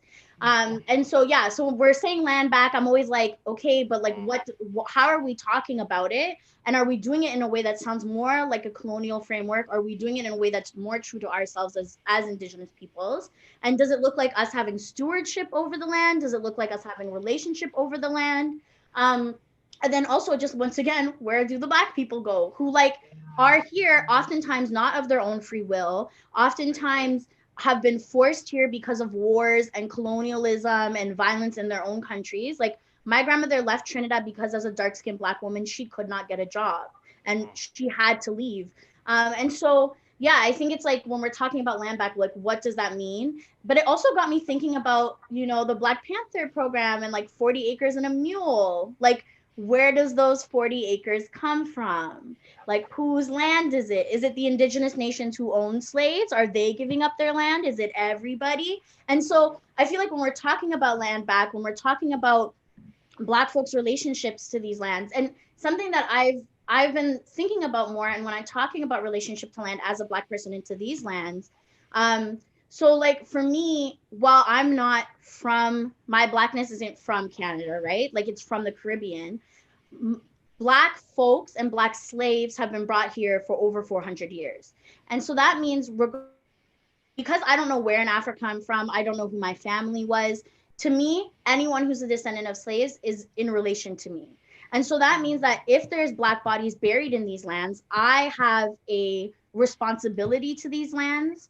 I have a responsibility to take care of them. I have a responsibility to honor them. I have a responsibility to protect them, right? So for me, my relationship to these lands as a Black person is of course, in partnership, in solidarity with Indigenous people to these lands, but also as a Black person. Also because of the fact that Black people have been taking care of these lands in partnership or alongside Indigenous people for over 400 years. And my roommate, she always makes a great point. She's like, when folks talk about going back to Africa, right? Are we supposed to dig up our ancestors and bring them with us? What does that look like? What does that look like as Black folks leaving these territories? Are we supposed to leave our ancestors behind? Who's going to take care of them? What does that relationship look like? Are the Indigenous people to these lands going to take care of our ancestors and their burial sites? Are they going to know to do it in the ceremonial ways in which we as Black folks do?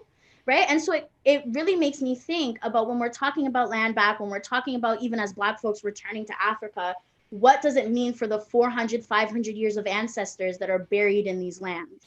Are we supposed to dig them up and take them with us?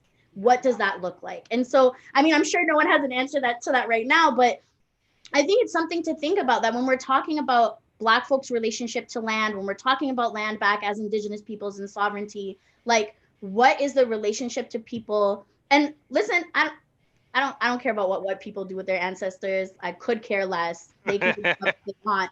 But as Black and Indigenous people, we know what it means to disturb our ancestors' resting places. We know what that means. We know that there's not just trauma to us in doing it, but trauma to their spirits.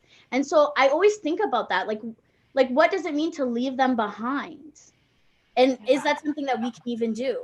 I mean, I think what you're saying kind of leads into what the follow through is in general. Just so yeah, when we're talking about land back, for me, because we're part of the diaspora, and if you're part of a double diaspora, and so am I, because we moved we were moved and displaced to the Caribbean, and then we moved and up again.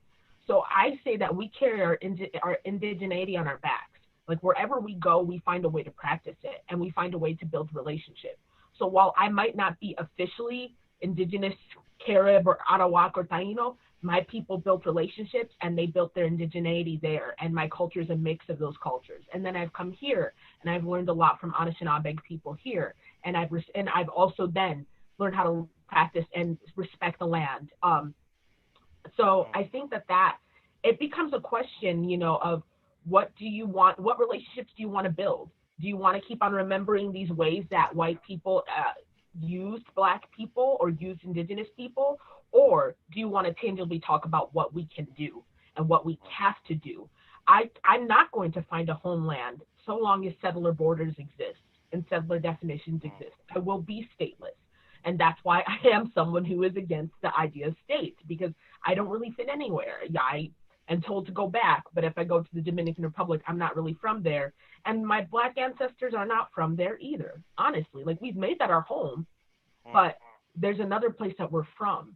So I think that so long as there is states and these borders and these definitions, yeah, we're not going to be home. However, I'm also home everywhere because my people have been forced to make homes wherever we go. And I think that that's really the power in African in the diaspora. Like, that's something we've done. And I think that's something that needs to be honored more, that needs to be respected more, like how we've made home and built relationships and had to figure out place wherever we were brought without our choice.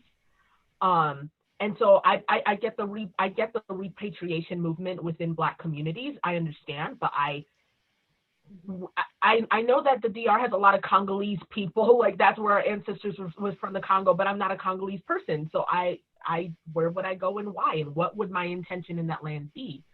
Even what is Congolese, right? Like what is Congolese? Yeah, we're talking about tribes that were forced to move as well. Like when folks are like, oh, I come from Ghana, but which tribe? And are you originally from Ghana? It's so complicated for those of us who are indigenous peoples, are part of the diaspora of Africa, because we can't, when you say, like you said, when you say go home, where? To what tribe? To what place? Yeah, don't know. So I think for me, it's about building these new relationships, because there's all these ways we've been erased and displaced, and people act like it's only Black people. It's like only we've been decolonized and we've been removed from our indigeneity, but it's been everybody.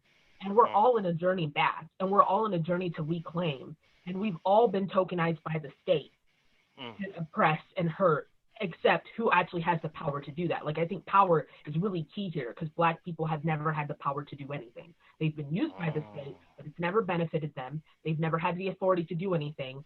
And even as you know, again, I come from histories of tokens like me being used to oppress.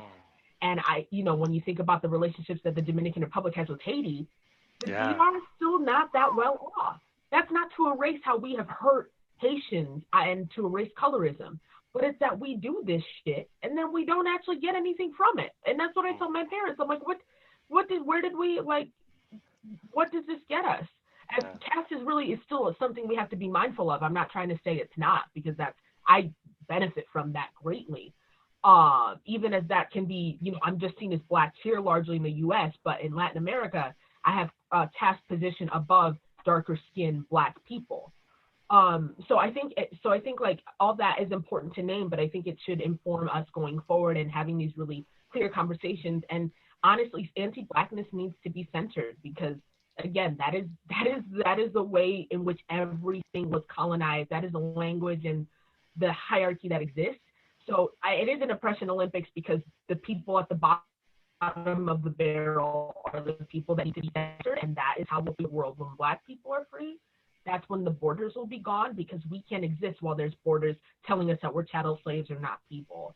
And sovereignty for land. When capitalism is gone, then there won't be these capitalist ways to relate to land. So land sovereignty and relationships can come back and be honored. So I think that's my main goal, is like, how do we actually, run away and escape and dismantle and undo this world that is inherently going to be anti-indigenous because it's anti-Black, that's inherently going to have a capitalist relationship to people, because that's a relationship it had to the bodies that it kidnapped. Like, we were dehumanized and made into just slaves, right?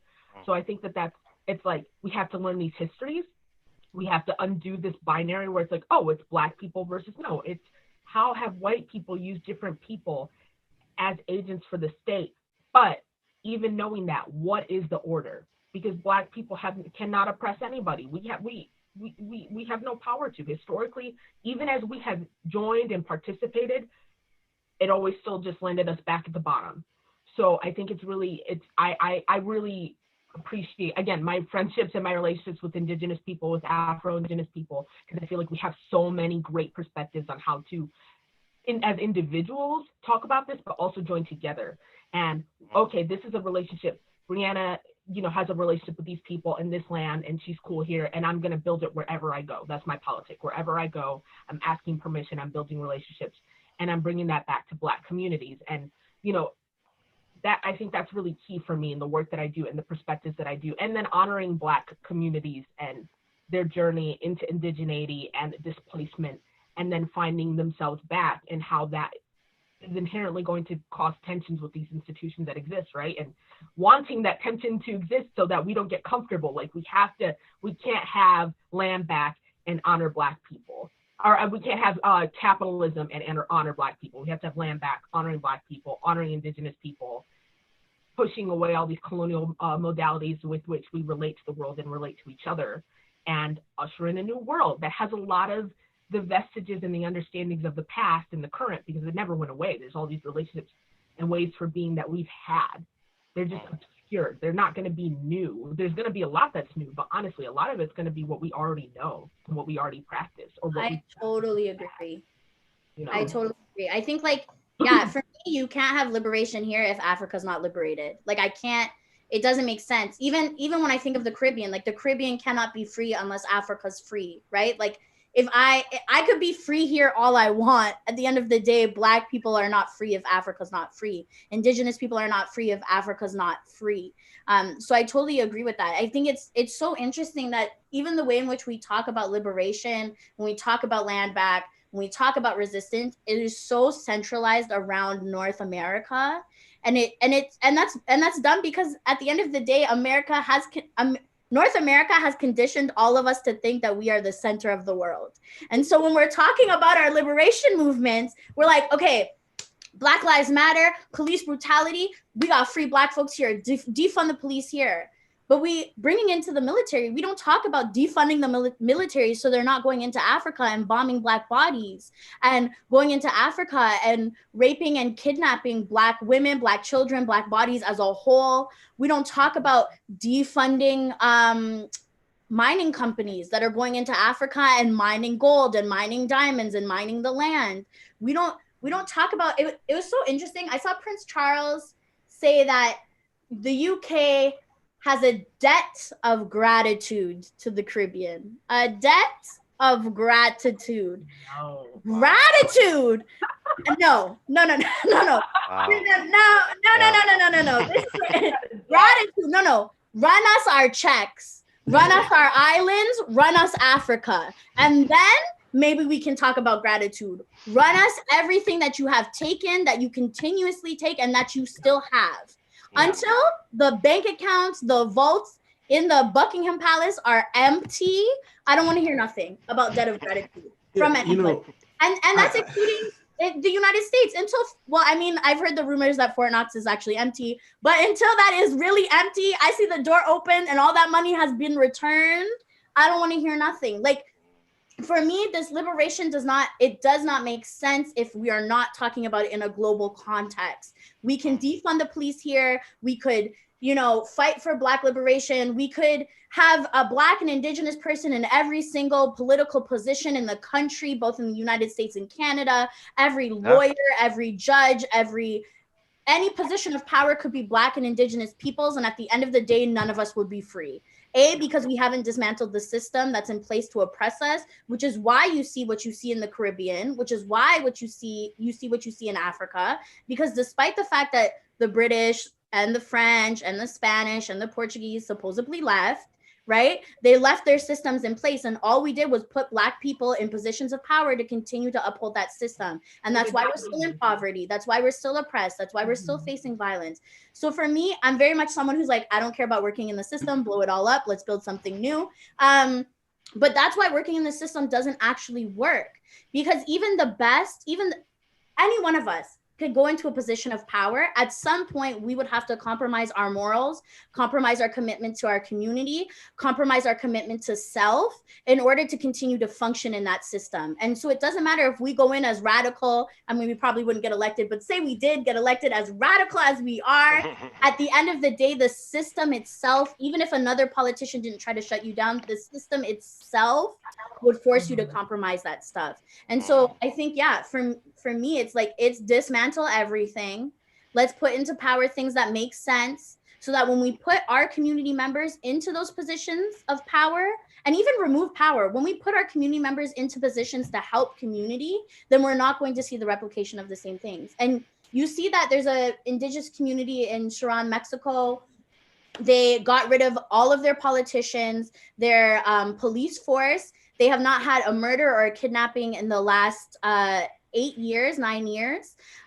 When there's someone who's stolen something or drunk driving, they come together as community and do restorative justice. Each community has a leader that will sit and listen to everything that the community has an issue with, and then we'll meet with the other leaders to talk about how to come together to better support the entire community. And so for me, like, that's what I want to see. I don't want to see more Black people or indigenous people as politicians. The United States had a Black president. Canada's far. We're not going to be there anytime soon. But say one day we do.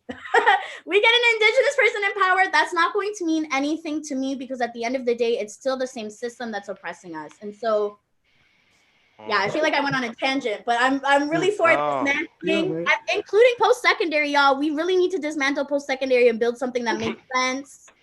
That makes sense, but we're not killing ourselves. Sorry, that's a tangent. Dismantle. All right, I just have a few final thoughts, and then I got one more thing just for each of you guys to just briefly give me a response on, and then we'll wrap up. Okay. So just a couple of thoughts that just came to my mind as everybody was saying certain things. I think, yeah, like Shanese, to your point, I think there's a fundamental compromise that we all make, you know, by being here. You know, like there's or continuing to be here. You know, there's a fundamental compromise that we all make, and it's just to what level does your compromise end? And, you know, whether you're talking about from the very basic level of just communicating, how do you communicate? That's rooted in colonialism?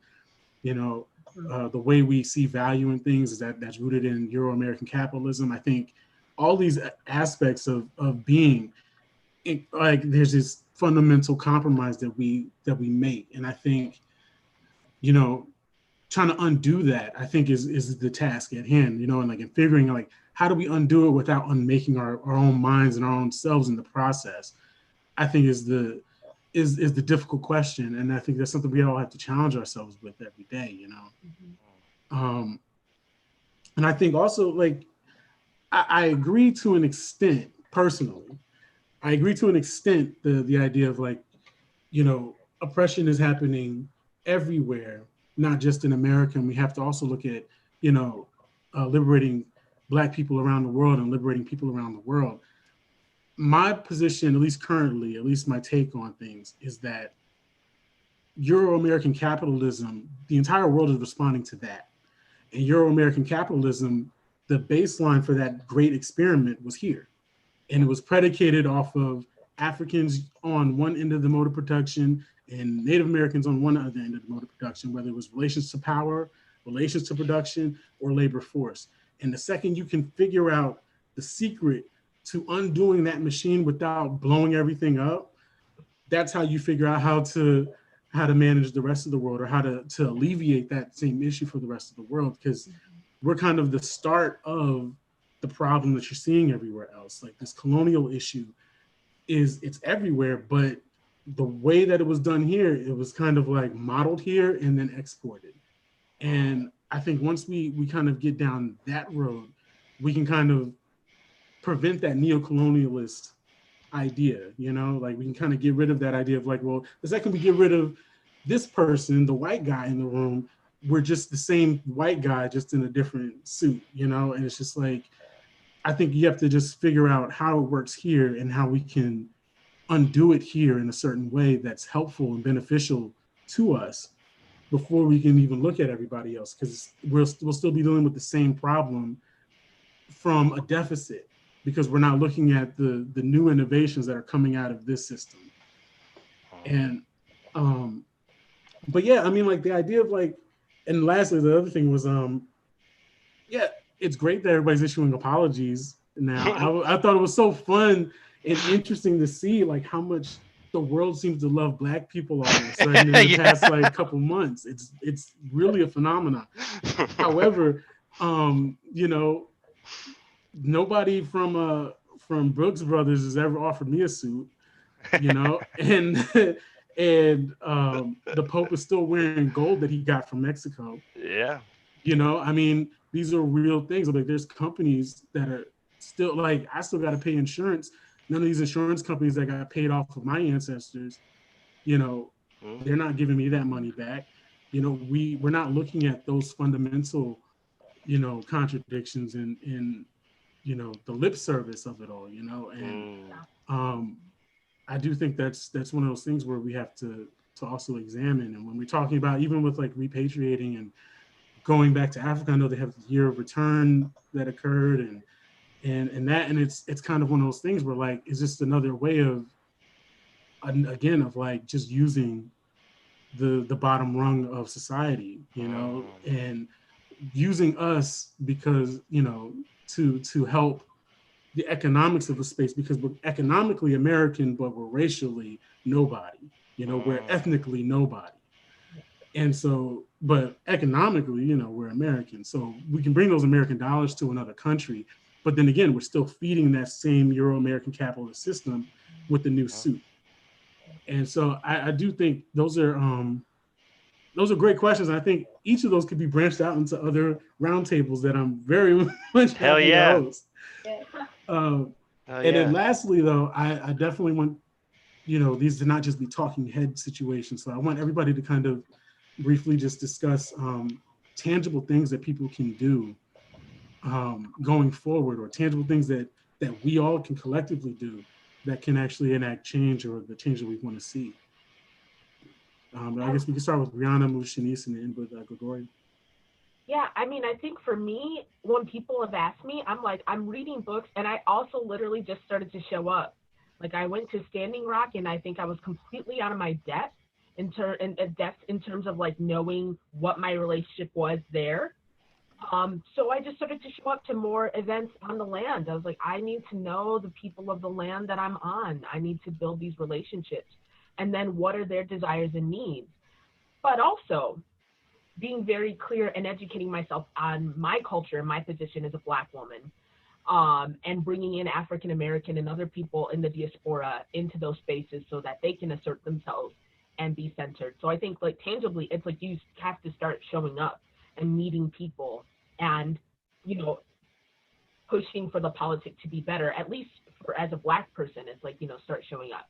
But I think the ask I would make of other people is like, I think especially in this political moment, and I mean always in general, Black people are being made into mules to fix and to carry and to do everything. And while there was this thing that you did to my ancestors, blah, blah, blah, don't bring that shit to us. Whatever your communities have to do to unpack and to really reckon with anti-Blackness, please do that. And have that unpacking as you go into spaces where Black Lives Matters is happening and blah, blah, blah. So like we do need to come together and build coalition together, like actual anti-colonial coalition. So like encouraging people to read stuff from like Angela Davis and Frantz Fanon and people who are going to have an international and global perspective on how to resist, and also like indigenous scholars and indigenous work so they can center themselves in the land. But I think the unpacking and challenging of anti-Blackness is very key, because Black people are willing, like we come out and we're willing to do these things, and we have relationships historically and we're erased or we're put down, or people will go, well, what about us, in moments when we showed up for them. So I think that showing up for each other is key, but the unpacking of the anti-Blackness is so important, because if you can't have land back and then have Black people be oppressed, you know, like you can't, that's not possible. So if your politic is not intentionally informed by a Black politic, it is colonial. It's not going to get you anywhere. So yeah. I totally agree. 1000%. Yeah, I think something I can say is start with self. Like, sit down with yourself and ask, how are you anti-Black or anti-Indigenous? Like, really sit down and ask yourself those questions. Like, I write down all of the questions that you would ask a Black or Indigenous person. And if you go through them and they sound anti-Black, I promise you they're anti-Black. Like, you don't have to ask me for me to tell you they're anti-Black. Read them out. And if you have to position yourself in the question, like the stereotype of Indigenous people being alcoholics, write out the question. Say, okay, I would like to know why all, well, I mean, Irish people are also known as alcoholics, so maybe that's not the best example, but say, okay, why are all Polish people seen as alcoholics?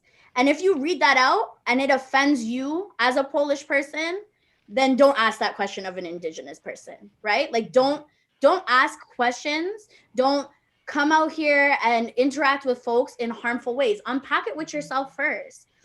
And while you're unpacking it, read stuff by Angela Davis. There's a really great free documentary on YouTube. It's called The Canary Effect, and it's free. It's an hour long, hour and a half, I think. It goes into the history of the violence against Native Americans in the United States. Take the time, watch the video, learn about it. There's plenty of free Black movies, especially right now, because, you know, Netflix and everybody's like, let's show you all the Black films we have. Watch them. Watch those movies. Sit down, once again, write out your questions. Ask yourself, are they anti-Black? Are they anti-Indigenous? Once you've done that work, then show up. Because I don't want you showing up with all of your anti-Black, anti-Indigenous baggage. I don't want to have to educate you while I'm in fear of my life from violence from the state. So unpack that with yourself, then show up. And when you show up, shut up. Unless you're asking, what can I do? Don't try to speak over people. Don't try to take the mic from folks. Don't start. The amount of times, y'all, during the Wet'suwet'en actions, I was watching white people show up and directing Indigenous people on where to go. Don't do that. Don't do that unless you've been explicitly told by the Indigenous people in the room that you should be doing that, right? So show up, shut up. And when I say shut up, I don't mean like don't ask how to support. I'm not saying you have to be silent. I'm not saying if you're facing violence to not speak up, but I'm saying when I say show up and shut up, I mean don't speak over the people that you're there to support. And that's what I mean by that. And then, yeah, do the work in community, do the work with your elders, do the work with your grandparents, with your aunties, your uncles, your sibs, all of your relatives. Like, it's so easy. And in person, do it in person. It is very, unless it's like obviously compromising your safety, it is so easy for us to argue with random people online. It's much harder to look your grandparents or your parents in the face and say you're being anti-Black or you're being anti-Indigenous. Something that I've started to do is I get my grandmother to call me. She'll read an article. We'll work through it. As she's reading it, she'll ask me questions. She'll ask me how to pronounce things. We'll unpack it together. And by the end of it, my grandmother's like, yo, I'm with it. Like, I think also we forget that our elders know what's going on. They've been through things. They've been doing this work. My grandmother was sharing some video, some like really anti-Black video, and I messaged her. I was like, Grandma, don't share that. And she was like, I'm sharing it because these are privileged Black people that don't know what the every average day Black person is going through, and people need to know. And I was like, oh, I'm sorry. Damn. I really came through trying to tell my grandma like she doesn't know what she's doing, and she knew. So have those conversations with your elders. I understand it's scary, especially for Indigenous people. We're always taught to not question our elders, to not fight back. Like, we never interrupt them. They can talk for 3 years. You're still sitting there, right? Like, we've been taught those things, but have those conversations with the people around you, because it's much easier to argue with a random person. It's harder to actually hold your community and your family accountable. Well, ditto to everything. It's incredible. No, I mean, I think, you know, acknowledging my own position, you know, and not wanting to, you know, say that, you know, I speak from a Black subject position in any way, shape, or form. I think it has been incredibly important for me to read folks like Bell Hooks, folks like Angela Davis, and you know, Taya Miles now. So you know, but also being in active community with folks like Shania Cordes, like, I mean, now Natasha Howard doing this incredible work on Black geographies in New Mexico. And, you know, so in terms of how I see certain tangible things. So those tangible things are already coming out within the academy, and and the academy has its place, but I think perhaps the more provocative questions to pose, is to see whether or not Sunday school and CCD classes are willing to write a letter to the Pope and say, hey, dismantle the doctrine of discovery. Holding these kinds of institutional powers accountable through these logics, but doing it in a way that, again, there's going to be a lot of people who are going to be like, you know what, and especially in this sort of a thing in this moment where I think we've moved into a very secularized sort of social paradigm. We also have to acknowledge that indigenous peoples have also maintained their own religions in a way that do not have to make themselves legible or intelligible to settler state power in any way, shape, or form. So, in that way, and particularly thinking about how indigenous cosmographies, so, if cosmography, I use the term cosmography as a way, if we're thinking, geography is to the land as cosmography is to the cosmos. And in New Mexico, at least, indigenous universes exist here. Pueblo universes have always existed here. And, in those Pueblo nations, they are the centers of those universes. And so if we can accept that as a social truth, and while also understanding that there, again, not to negate the fact that other folks have not come, that Pueblo peoples have not been in contact with Black relatives, with Latino relatives. So that's the point, is that is that once we start seeing these indigenous, really an indigenous multiverse, and we see the beauty that it can produce in terms of what are the political possibilities, and in this way thinking that tribes do have the power. Tribes do have the power to reshape this reality in very tangible and fundamental ways. So yeah, one, dismantling the doctrine of discovery, right? Two, just and this is really where I want to situate this conversation, is that, this was something that was articulated quite well by a Tewa Pueblo governor at a tribal water conference here in New Mexico, is that when you know one tribe, you know one tribe. So what that means is that even though we have this, again, these overarching sort of constructs of Native American, indigenous, American Indian, it's not to dismiss the saliencies of those things, but it's also to say that depending on where you are, indigenous peoples have very different relationships within which their, in this case, religiosity and spirituality are ingrained into a landscape that, again, they're going to be indigenous folks who are atheists, and that's fine. But it's also realizing and accepting as a fact that the space, or that rather indigenous peoples and those bodies, the breaths that they draw comes from a power distinct from the settler state. It pre-exists the settler state. And in this case, if indigenous peoples are to really take that idea seriously, it reshapes a narrative that, again, has been for so long couched along the lines of what the settler state will require of indigenous peoples to maintain that legibility and that intelligibility. So, if, dismantling, I really do think, a very productive conversation on how, the Paycheck Protection Program, was being utilized, and how those kinds of dollars, like what would happen if those dollars were to be invested in, I don't know, advocating to the pontiff, to the Vatican, to relinquish that power, and instead to reshape the entire basis upon which land is constructed as a political and economic space of settler statecraft. So perhaps, again, those are a bit big, lofty, but I think another really cool thing is to look and read Black women. So noteworthy Black women of New Mexico. These publications were being put out by Black women in New Mexico, by Eula Cox, by Barbara Richardson. Black women, 1900 to 1950. These have stories in them that talk about those relationships between Black and indigenous relatives that, again, pre-exist the languages that we've had to use to construct those narratives today. And it's sad that we have to think about those things through a deficit, minded lens. And yet I think the fact that these women invested so much time and energy in relating those stories to us it just shows the necessity for us to actually read those words, while at the same time also acknowledging that indigenous oral traditions and that these things and that these cultural memories exist in community in a way that have no responsibility to make themselves intelligible to the settler state.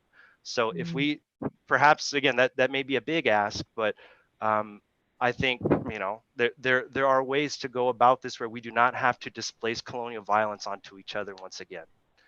And hopefully, we can do that through the rematrialization, the rematriarchy of indigenous nations in a way that dismantles heteropatriarchy and the incredible privilege that I have as a man, as a cisgendered man. Those are the kinds of things that even tribes have invested themselves in, and it's so. There's work that has to be done on so many different levels, and yet we know that there are at least steps that can be taken to start that. So hopefully that kind of gives a context for where I'm thinking, at least right now. I'd like to thank you all for joining us. Again, this was just our second time doing this, so it was great that we were able to get you guys together and all your respective schedules and personal lives, that you were able to find time to sit with us and share these perspectives. And hopefully we'll be able to continue to do this.